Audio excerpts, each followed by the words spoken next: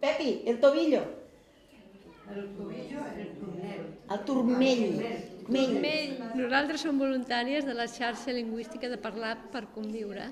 Som un grup de persones que ens trobem un cop a la setmana en pla més aviat amistós per poder enraonar i practicar la parla del català. He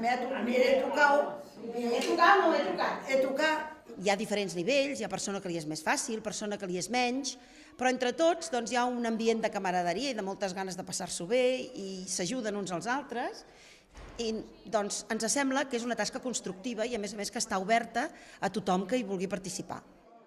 Vinc a aprendre català perquè porto aquí 43 anys i encara no sabia parlar-lo ben i encara me costa molt perquè me costa molt pronunciar les L's i demás, però bueno, aquí estic per això, per aprendre una mica i per saber parlar-lo.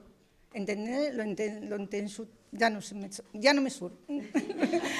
Lo entenc tot, però parlar-lo no.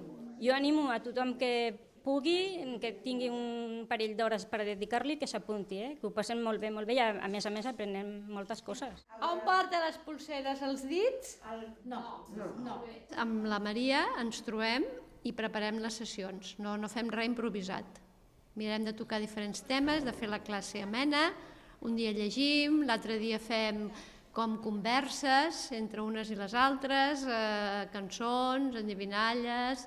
El Panxo va dir-li al Pinxo el punxa, però la panxa no. Intentem que la gent conegui la llengua, mínimament parlada, i també intentem fer conèixer el país, una mica els costums d'aquí i aquestes coses. El paper dels voluntaris, home, jo el valoraria amb un 10, És primordial, sense ells no podríem fer les classes de català.